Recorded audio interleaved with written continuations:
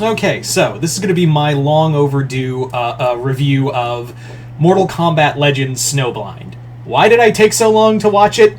Mostly because, well, at the time, when I saw it in like DVD and Blu-ray form, I was just like, well, I don't have the funds to do that right now. Also, I kind of waited until it came to streaming, even though, yes, I prefer, like, hard copy. But the thing of it is that if I've had a string of movies that I've heard, like, I've seen look good, and then I buy them, and I'm like, that was a waste of money. But I shouldn't, and also I was a little burned by Battle of the Realms, if I'm being honest. And I really loved Scorpion's Revenge. Battle of the Realms was kind of a doing too much with too little time kind of movie. But I should have known better, because this movie was fucking awesome. This movie was really fucking good. And yes, I will be doing a review of Cage Fight 2, the latest Mortal Kombat Legends movie. I really love these movies, by the way. Like, after how much I fucking hated the latest live-action movie, these Mortal Kombat Legends movies have been, you know, a real lifesaver in terms of how good they are for Mortal Kombat fans. But getting back to Snowblind, initially, when I hadn't watched this for a while, I hadn't watched this at all. And from the trailers, I thought it was like some cool what-if story after how Battle of the Realms ended. But no, it's actually a sequel to Battle of the Realms. It's just a very unexpected sequel. The story basically is that after the events of Battle of the Realms, everyone's just kind of living in a post-apocalyptic world, and Kano, of all villains, is the king of these wastelands. And we have Kenshi, who in here is like a fighter who is this arrogant, wants to be the greatest fighter in the world.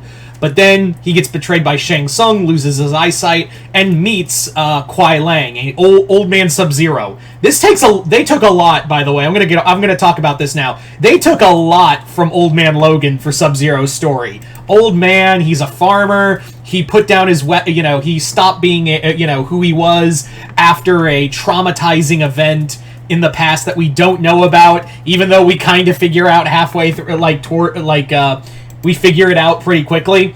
Even like how Sub-Zero stopped, Kuai Lang stopped being Sub-Zero was very much like they literally took everything. Like they looked at Old Man Logan and applied that to Kuai Lang's story. Yeah. I give this movie credit. These Mortal Kombat Legends movies are nothing short of a big bloody mess. These things, and I mean that in the good way, that these are great, action movies. They're great, like, fluid fighting, and some of the goriest films ever. I will say that when we get a direct character death within the Black Dragons, they get the goriest death. They get the most glorious and goriest death out of any character out of any of the characters. It's really a lot of fun to see, if I'm being totally honest here. The whole thing with Kenshi training, I keep trying to say Kenshi training with Sub-Zero, great story. Also, the whole catch the chicken thing, that had to have been a reference to Rocky. I can't think of a way they wouldn't bring that up. Like, there's no way on God's green earth that catch the chicken thing wasn't a reference to Rocky. There's no way in hell that's not the case. Anyway, but regardless, the story basically the story is something like out of Mad Max, but I will say that it caught me for a loop halfway through the story, because they kind of build up Shang Tsung as the villain that Kenshi inadvertently helps, and you think, oh, so Shang Tsung is going to kill Kano and take over the Black Dragons, and they're going to have to fight Shang Tsung. No, it goes in a totally different direction, and I guess I could spoil this because of what happens in the movie, because the movie's been out for a while. Yeah, Kano has Kronika's, he somehow got Kronika's body and then utilized her crown to manipulate her hourglass in order to rewrite time however he saw it. Of all the people who got Kronika's fucking hourglass, Kano, of all the motherfuckers, that skeezy little bastard got the hourglass and was the one altering time. it also makes sense because like that actor who plays Kano, David Wynham, I think I'm saying his last name right.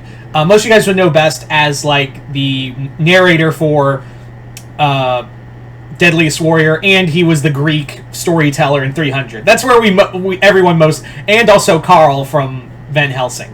Those are the three things you know that actor from. Don't lie. But yeah, he plays a really good Kano. And I again, I was expecting to go one way, goes in a totally different way. The action scenes are great. Also, when Scorpion shows up, he totally ripped that. He totally looked at Spawn's costume and went, "I can pull that off," and he does. I eagerly await the action figure of that design, because that is probably one of the most kick-ass almost said Spawn, but it literally is just a Spawn costume with Scorpion in it. Yeah, it's a great movie. I love the story of it. The action's very fluid, and for this is like an under 90-minute movie, and it, unlike Battle of the Realms, this movie feels perfectly well-paced. This is a perfectly well-paced movie, and I really loved it. I really enjoyed it. Did I love it more than Scorpion's Revenge? I might have to give Snowblind a couple more watches, but I'm still rolling with Scorpion's Revenge as my favorite Mortal Kombat movie. Yes, I said favorite Mortal Kombat movie, as in all of it. Anyway, but this is probably a close damn second. Again, I might have to give Snowblind a few more watches, but as it stands, yeah, this is a really damn good movie. If you haven't watched it already, it's on HBO Max right now, or just Max, whatever the fuck you want to call it, along with Cage Fight. So, yeah, I say give these a look. If you are a major Mortal Kombat fan, why haven't you watched these yet? I'm kicking myself, where I'm like, damn it, I should have watched this sooner. Anyway, so you guys tell me in the comments below, if you guys have watched Mortal Kombat Legends Snowblind. Let me know in the comments below what you guys thought of it. Comment below, let me know. Other than that, hope you all enjoyed this. I'm Mr. Multiverse. I'll see you next time in the Multiverse.